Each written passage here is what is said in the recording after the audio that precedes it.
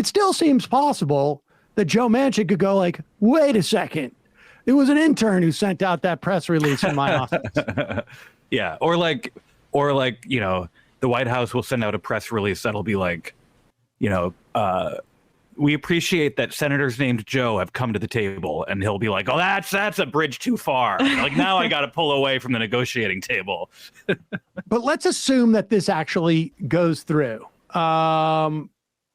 If it does, what happened here? David Dayen reports that, as far as he can tell, that it was a function of Manchin basically seeing that he was getting pilloried by, some Beltway op-eds, essentially. Like, what's your sense of it?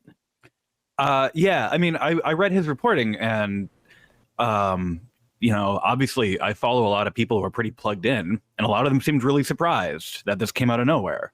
And so I do think that has to be pretty close to what happened here, is that Manchin thought he was going to be universally praised as the guy who reined in the left and got serious about inflation and stopped these wild-eyed progressives from spending too much government money, and then was kind of surprised to see that, like, the sorts of people whose opinions he actually cares about were blaming him for blowing up the president's domestic agenda. I think that's really the only explanation that makes sense. And to some extent, it is a function of, like, the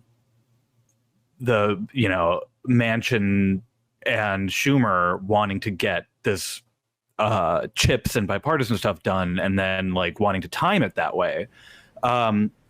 But there was really no indication that Manchin planned to, like, actually come around and support anything like this up until it happened. So yeah, I think Dayen's right. Let's assume for a moment that is correct. That's psychotic. Yeah, it is, right? It's detached from reality. It's bizarre. It's, like, genuinely bizarre. Yeah. I mean, just so people understand, like, a couple of op-eds override the fact that it's been helping him in West Virginia. I mean, maybe he doesn't want to run for re-election. Maybe he thinks that there's no way that he's going to win in re-election. I think, like, all the outside agitation that people undoubtedly impacted the conventional Beltway wisdom. I mean, I think, you and I have been doing this long enough where, 15 years ago, that the resilience of that conventional Beltway wisdom was much more, like, durable, I think, and less subject to outside influence. And so in some way, I mean, I guess there's some measure of, like, democracy had functioned here, but the idea that this guy is making these type of decisions based upon a couple of op-eds, I think is just, and I think it's true. I do think it's real, but I do think it's psychotic. And I think this is the way it works. And this is the really nutty part. And you sort of say it's hard to imagine this 15 years ago. Like, the interesting part is we have now, and I don't mean to sound too optimistic or sanguine, because the media landscape is a complete nightmare, but we do have a world in which there are former Obama people, and people who, like, work with former Obama people, who are, putting out newsletters and columns that are like, it's the center that is sabotaging everything. And whereas before it would have been like you and I and Atrios saying that, right? Like, no one would listen, no one would have cared or listened. But when you actually have, people that the Beltway has to treat as serious, echoing those claims, making those same claims, it does actually seem to change things. And it's the public pressure, the protest. To some extent, you can say, oh, they protested on his yacht, and that didn't change his mind. But it changed the way he was covered. It changed the way people wrote about him. And if anything, I think he was maybe a little surprised that people were actually writing about him as a saboteur and not as the brave hero of moderation. And I think, I think there is, you mentioned the protests outside of his yacht, but I do think like the general air of accountability that exists today in with the function of like people protesting, Supreme Court justices outside of restaurants. Do I think people should go with weapons to Supreme Court justice's house or to, Pramila Jayapal's, resident? Absolutely not, of course.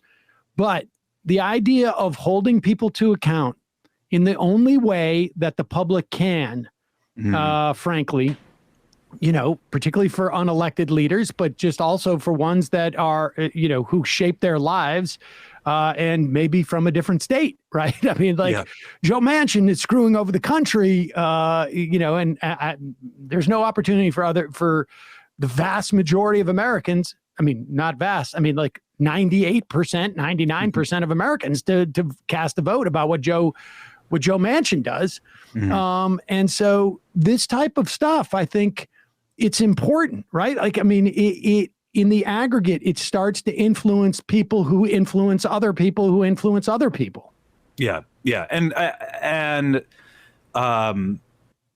maybe this is a tangent, but I do think we had a long period where I think especially post 9/11, where our political leaders were really, really cloistered, especially as they've gotten richer and richer.